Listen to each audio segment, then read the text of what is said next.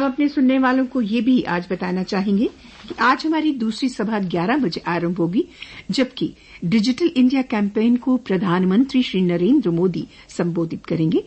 उनके संबोधन का सीधा प्रसारण हम आपके लिए आकाशवाणी दिल्ली से अपनी दूसरी सभा में 11 बजे से रिले करेंगे। और अब समाचार पत्रों की सुर्खियां। एक समाचार जो आज सभी समाचार पत्रों की पहली बड़ी सुर्खी बनी है और विभिन्न समाचारों ने उसकी अलग अलग सुर्खी बनाई है। 2 राजधानी बदलने वाले दरबार मूव पर लगाम और अन्य प्रमुख समाचार पत्र की सुर्खी है। 149 साल पुरानी दरबार मूव व्यवस्था पूरी तरह समाप्त, आवास आवंटन रद्द। दरबार मूव से जुड़े ऑफिसरों मुलाजमों को 21 दिन में खाली करने होंगे क्वार्टर्स। इस तरह हर साल 200 करोड़ रुपए बचेंगे। सेक्रेटेरिएट का सारा रिकॉर्ड ऑनलाइन होगा। जम्मू व श्रीनगर दोनों जगह सेक्रेटेरिएट काम करेंगे। आपको बता दें श्रोताओं की 1872 में महाराजा गुलाब सिंह ने शुरू किया था दरबार मूव का ये सिलसिला। ये समाचार आज सभी समाचार पत्रों के प्रथम पृष्ठ पर प्रमुखता से प्रकाशित हुआ है और आज का ये पहला बड़ा समाचार बना है। अगले हफ्ते आएगा परिसीमन आयोग। आज से 15 महीने पहले जम्मू कश्मीर में डिलिमिटेशन कमीशन का गठन किया गया था। 6 जुलाई से 4 दिन के लिए प्रदेश में कमीशन आएगा। प्रधानमंत्री के साथ हुई सर्वदलीय बैठक के बाद कमीशन का ये दौरा होगा। 9 जुलाई तक राजनीतिक दलों के नुमाइंदों अधिकारियों के साथ होंगी बैठकें। ये समाचार भी आज सभी समाचार पत्रों के प्रथम पृष्ठ पर प्रमुखता लिए हुए है।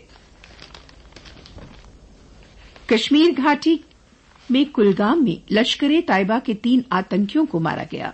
कई वारदातों में शामिल थे मारे गए दहशतगर्द। आतंकियों से हथियार भी बरामद किए गए हैं। ऑपरेशन में सेना के 2 जवान भी घायल हो गए हैं। ये समाचार भी प्रथम पृष्ठ की सुर्खी बनी हुई है। सुप्रीम कोर्ट ने कहा है कि कोरोना से मौत पर मुआवजा देना ही होगा। इसके लिए राशि केंद्र सरकार तय करे। पीठ ने 4 लाख रुपए मुआवजा तय करने की मांग खारिज करते हुए कहा, हम विशेष राशि तय नहीं कर सकते। सुप्रीम कोर्ट का आदेश। एनडीएमए 6 सप्ताह में जारी करे गाइडलाइन। न्यूनतम राहत तय करना एनडीएमए का वैधानिक दायित्व। इसमें मरने पर अनुग्रह राशि देना शामिल। ऐसा न करके एनडीएमए अपने विधायी कर्तव्य के निर्वहन में नाकाम रहा। मुआवजा राशि तय करने का फैसला एनडीएमए के विवेक पर छोड़ा। मृत्यु प्रमाण पत्र जारी करने की प्रक्रिया भी सरल करने का दिया आदेश।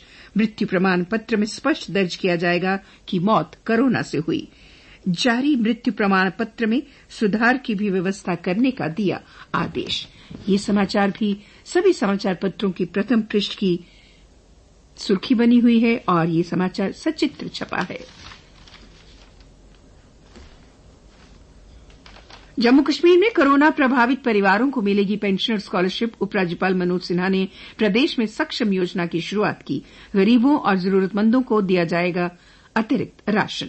परिवार में सबसे बड़े सदस्य को 1,000 रुपए प्रतिमाह, स्कूल छात्रों को 20,000 रुपए सालाना और कॉलेज छात्रों को प्रति साल 40,000 रुपए मिलेंगे। ये समाचार भी आज प्रमुखता लिए हुए है। डोगरा चौक में बन रहा चार्जिंग स्टेशन। कचरा उठाने के लिए मिलेंगे e rickshaw. Jammu municipal corporation के मेयर और डिप्टी मेयर ने 22 करोड़ के प्रोजेक्ट का रखा नींव पत्थर। 3 माह में पूरा होगा ये काम। ये समाचार अंदर के पृष्ठों पर प्रमुखता से प्रकाशित हुआ है। पिछले 24 घंटों में जम्मू कश्मीर में 364 नए कोरोना के मामले सामने आए, जबकि 7 लोगों ने दम तोड़ा। इस समय प्रदेश में 4,600 एक्टिव मामले हैं। पानी की किल्लत को लेकर कठुआ और अन्य कई जगहों पर लोगों ने जल शक्ति विभाग के विरुद्ध प्रदर्शन किए। इसी तरह बिजली के अघोषित कटों के विरोध में दुकानदारों और लोगों ने बिजली विभाग के खिलाफ भी प्रदर्शन किए और नारेबाजी की।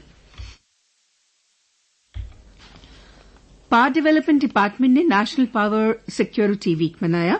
बिजली विभाग के प्रिंसिपल सेक्रेटरी रोहित कंसल ने कहा कि इस साल सेफ्टी इक्विपमेंट्स पर महकमा 5 करोड़ रुपए खर्च करेगा। और अब अन्य समाचारों के साथ आज मेरे साथ हैं मेरी साथी महेश्वरी शर्मा। धन्यवाद माधवी। गर्मी से तपते शहर में अघोषित बिजली कटौती का 3rd डिग्री टॉर्चर। बिजली विभाग नहीं मान रहा सप्लाई में कोई कमी। कल शहर में 43 डिग्री सेल्सियस तापमान पहुंचते ही बार बार बिजली गुल होने पर फूटा लोगों का गुस्सा। मौसम विभाग के अनुसार 2 जुलाई से मानसून बारिश के बन रहे हैं आसार। रामबन के पास जम्मू से श्रीनगर जा रहे टाटा मोबाइल गाड़ी के 500 फुट गहरी खाई में गिरने से 4 ईंट भट्ठा मजदूरों की मौत हो गई। आतंकियों और अलगाववादियों के मददगार ठेकेदारों पर कसेगी नकेल। सरकारी कामों का ठेका देने पर रोक लगाने का फैसला किया गया। जम्मू कश्मीर में 5 जुलाई से होगी सामान्य तरीके से सुनवाई। आदेश में कहा गया है कि आम लोगों के कोर्ट कम्प्लेक्स में दाखिल होने पर प्रतिबंध लगेगा। जम्मू कश्मीर हाईकोर्ट के एक डिवीजन बेंच ने कहा है कि किसी सरकारी कर्मचारी या अधिकारी को ये अधिकार नहीं है कि वे अपनी रिटायरमेंट पास आने पर डेट ऑफ बर्थ में बदलाव करवा सके। बदलाव की अनुमति नहीं होगी। जम्मू जिले समेत जम्मू डिवीजन में ग्रामीण इलाकों में लगेंगे ऑक्सीजन प्लांट। यूरोप से मंगवाए जा रहे हैं ऑक्सीजन प्रोडक्शन प्लांट्स। युद्ध स्तर पर काम चल रहा है।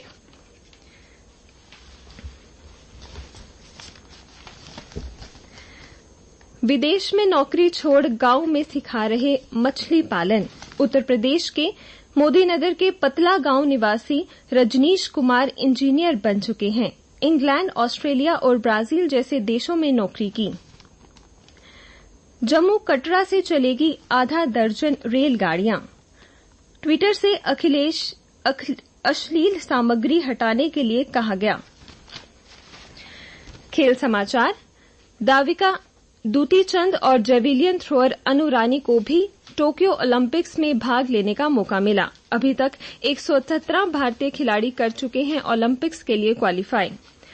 भारतीय तैराक श्री हरि नटराज ने भी टोक्यो ओलंपिक्स का आधिकारिक रूप से क्वालीफाई कर लिया है। मौसम।